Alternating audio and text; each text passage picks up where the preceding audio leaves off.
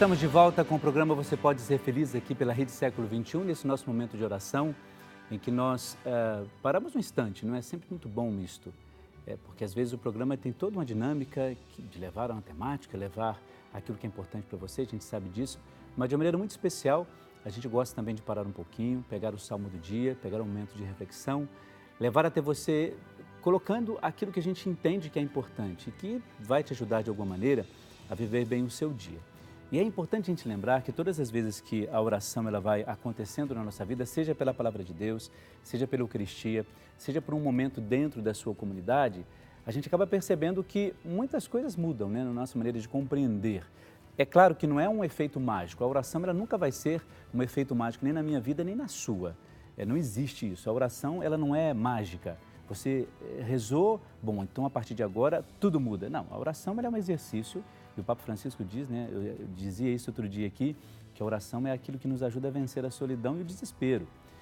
E por isso que ela é importante. Ela traz para a gente essa harmonia que normalmente no decorrer do dia a gente não tem.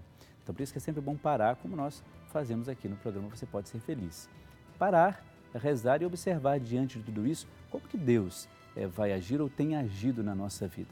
Então não espere a partir da oração algo muito mágico. Muito não, nada mágico. Porque você não vai ter. E aí você vai se decepcionar com isso. A oração é um processo que vai acontecendo. Às vezes a gente está bem naquele dia, consegue rezar maravilhosamente bem, às vezes não. Às vezes você está passando por um momento de aridez, de dificuldade, que é perfeitamente normal, as pessoas têm medo disso, mas é perfeitamente normal, e a pessoa acaba achando que por causa disso não tem fé, não é? Por isso, vamos pensar nisso com muita tranquilidade quando se trata da oração. Né? Até um conselho que a gente se dá e passa para você também. A oração, ela de fato não tem limite, não tem data, não tem validade. E ela parte exatamente de uma necessidade pessoal, né, para com Deus. Não é? Nós, católicos, acreditamos piamente de que a oração é transformadora e libertadora, porque ela traz para nós alguns elementos que normalmente o dia a dia não traz. Às vezes você está no centro da cidade, vai para o banco, o mercado, vai buscar filhos na escola, vai fazer outras coisas e você acaba não criando um tempo para isso.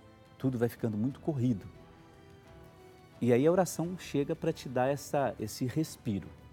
Seria muito importante que a gente conseguisse, não é? Parar para rezar, para se encontrar com Deus de alguma maneira, não é?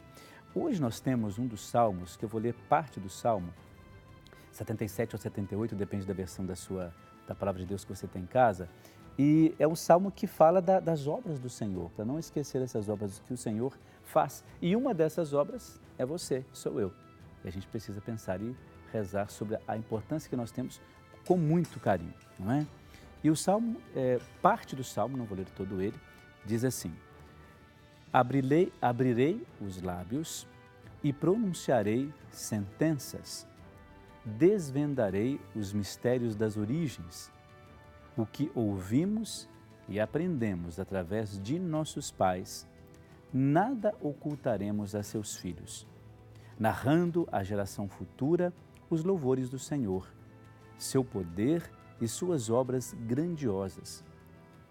Ele promulgou uma lei para Jacó, instituiu a legislação de Israel, para que aquilo que confiara a nossos pais, eles os transmitissem aos seus filhos, a fim de que a nova geração o conhecesse e os filhos que nascessem pudessem também contar aos seus. Aprenderiam, assim, a pôr em Deus sua esperança e não esquecer as divinas obras e observar as suas leis. Esse salmo ele traz, quando eu falei com vocês no início, quando fala em relação às obras do Senhor, que a gente não pode esquecer as obras do Senhor, esse salmo fala explicitamente da maneira como Deus se faz presente na nossa vida e como Deus percebe que aquilo que nós aprendemos dele é importante e por isso ele quer assegurar de que aquilo que eu aprendi de Deus eu posso levar às outras pessoas. Vamos dar um exemplo bem simples. Vamos supor, você aprende, digamos, a rezar a oração do Pai Nosso. Você aprende, não sabia, aprendeu a rezar a oração do Pai Nosso. Então, geralmente, quando as pessoas ensinam, nós aprendemos que esse gesto ou essa oração, ela nos leva até Deus. E nós, por causa disso, fazemos essa experiência de Deus ou com Deus. E aí o que nós fazemos? Essa oração que eu aprendi, o que você aprendeu, você passa a uma outra pessoa. Pode ser o seu filho, pode ser o seu sobrinho, pode ser uma pessoa, qualquer outra pessoa. Aí essa pessoa também transmite a outra. Por isso a oração de Deus, a palavra de Deus, fala muito dessa transmissão, né? A transmissão oral, antigamente, quando a palavra de Deus ela não era escrita, mas ela era falada. Então, oralmente as pessoas passavam.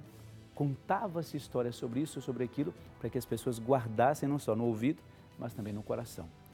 Então, nós não podemos esquecer dessas obras que Deus faz na nossa vida. Em primeiro lugar, cada um de nós. Aquilo que nós somos para Deus, nós não podemos esquecer disso, e a importância e a relevância que isso tem na nossa vida comum. Então, por isso que o salmista ele não quer deixar nem a mim, nem a você, desolados com a situação. Vai chegar um momento da nossa vida em que Deus não se fará presente. Não, nada disso. O salmista quer assegurar de que aquilo que nós vivemos deve ser sempre continuado através das outras pessoas. Obviamente, aquilo que é bom em nós. Normalmente, aquilo que nós aprendemos do próprio Deus, aprendemos das pessoas e que aquilo nos leva também até Deus. Então, vamos pensar nisso, nesse nosso momento de oração. E aí eu gostaria de trabalhar com você essa questão da ausência e da aridez na oração. Nós não podemos, como eu disse até no início lá, em momento algum, dizer que nós não temos fé. Em nenhum momento. Distância de Deus, às vezes, porque nós não rezamos, não necessariamente está dizendo que eu estou sem fé com Deus. Às vezes, como eu disse, tanta tribulação, alguns sofrimentos, algumas dificuldades, obviamente nos afastam. Isso é perfeitamente natural. O que nós não podemos deixar é que isso se mantenha ou que isso seja constante. Por isso eu falo da ausência. Às vezes, a ausência é uma atitude minha, nunca vai ser uma atitude de Deus. Então, se eu, por exemplo, me frustro, se eu me decepciono com alguém que é muito ligado à religião, por causa disso eu me afasto, primeiro que isso não é motivo, né? Mas vamos supor que isso aconteça. Então, a ausência é da minha parte, não de Deus. Então, por isso que é importante no dia de hoje a gente pensar nisso. Já que Deus pede que nós não nos esqueçamos das suas obras, e uma delas somos nós, é que a gente também leve isso às outras pessoas. Quer dizer, nós também não podemos esquecer dele. Então, que essa ausência, que a gente tente pelo menos se afastar, não tê-la, né? E que ela possa não ser uma realidade na nossa vida. Se não, a gente sempre vai ser aquela pessoa assim, olha, mas tudo acontece comigo, eu sempre é comigo, eu sou a vítima total, né? Nada dá certo. Isso não é uma conversa muito correta, porque há sempre a possibilidade de a gente voltar atrás e retomar muitas coisas da nossa vida, não é? Não é fácil, a gente sabe disso. Mas existe essa possibilidade, a gente tem que pensar nisso, tá bom? Então, nesse momento de oração, vamos pedir a Deus que transmita isso a mim e a você, que nós tenhamos um pouco mais de paciência, que nós sejamos pessoas um pouco mais ligadas pela intimidade à nossa oração diante de Deus, aquele que nos cria e nos ama, e que nós também tenhamos essa capacidade de levar até os outros o conhecimento, mesmo que seja simples, daquilo que é Deus na nossa vida, tá bom? Olha só, chegaram alguns pedidos aqui que eu gostaria de apresentar antes de a gente começar a fazer a nossa oração. A Ana Lourdes da Silva Pinto, ela é de Ibiporã, lá no Paraná, não é? Pra cá, desculpa. A Ana Lourdes da Silva de Ibiporã, no Paraná, ela pede oração pelo filho Maicon, por ela mesma, por toda a sua família, pede também por saúde e proteção e agradece uma graça recebida. A Ana Lourdes Silva, eu quero fazer um grande agradecimento a ela, em nome de todos nós aqui, porque ela se tornou uma nova sócia aqui da Associação do Senhor Jesus. Ana, muitíssimo obrigado, que Deus te abençoe sempre, viu? Te dê força em todos os instantes da sua vida, tá bom? Olha, a Ivonete de Jesus Rater Taucher, ela é de Goioxim, lá no Paraná, ela pede por sua saúde e por toda a sua família.